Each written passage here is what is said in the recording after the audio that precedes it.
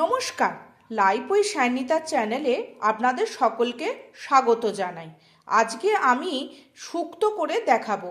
কম বেশি আপনারা সকলেই এই রেসিপিটি জানেন। পারলে একবার এইভাবে করে খাবেন, দেখবেন খুব ভালো লাগবে। এটা আমার মায়ের শেখানো এই রান্নাটি। চলুন তাহলে দেখে নেওয়া যাক কী কী উপকরণ লাগছে। প্রথমে লাগছে গাজর কুচি, কাঁচকলা, উচ্ছে, বরবটি, আলু, বেগুন আর মূলো। আপনারা আপনাদের পছন্দ মতো ভেজিটেবিল অ্যাড করতে পারেন। আর লাগছে দুটো শুকনো লঙ্কা। বাটা মশলার মধ্যে লাগছে, আমি শিলে বেটে নিয়েছি, আদা আর রাঁধুনি একসঙ্গে বেটে নিয়েছি।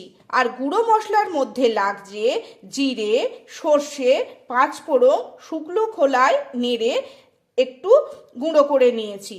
আর লাগছে দুধ, কারণ আমি এটা সাদা কালারের শুক্তোটা করব, সেই জন্য আমি দুধ নিয়েছি। আর লাগছে বড়ি।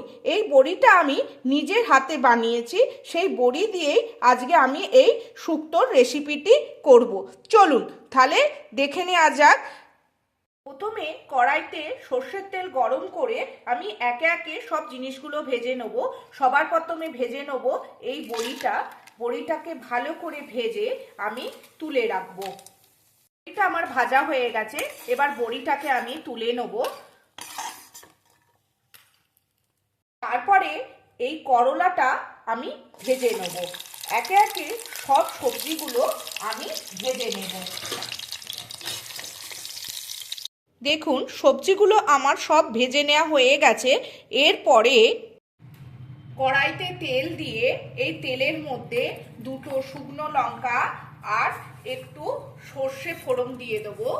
দিয়ে ভালো করে নেড়ে এই রাঁধুনি আর আদাটা যে বেটে রেখেছিলাম সেই বাটাটা এর মধ্যে নেড়ে চেড়ে একটু ভালো করে ভাজা ভাজা করে নেব।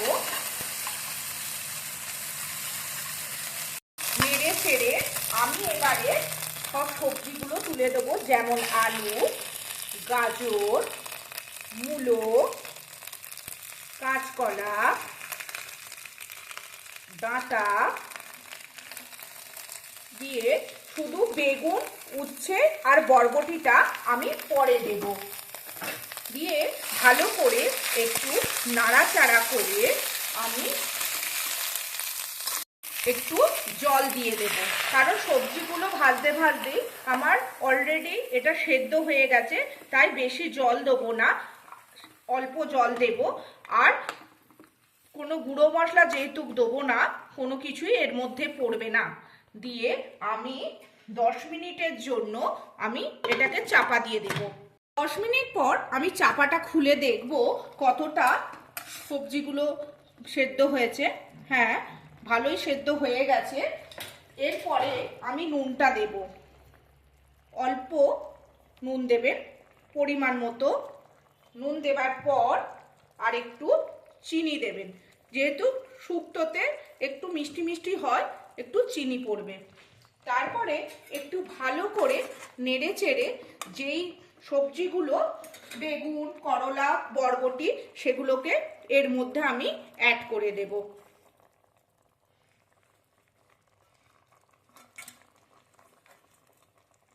দিয়ে আবারও ভালো করে একটু নেড়ে চেড়ে 2 থেকে 3 মিনিটের জন্য একটু ফুটতে দেব। 2-3 মিনিট পর আমি এই যে দুধটা ছিল, এই দুধটা এই শুক্তোর মধ্যে আমি অ্যাড করে দেব। আর এই যে বড়িটা ছিল, এই বড়িটাও আমি অ্যাড করব। দেখুন আমার শুক্তোটা রেডি হয়ে গেছে।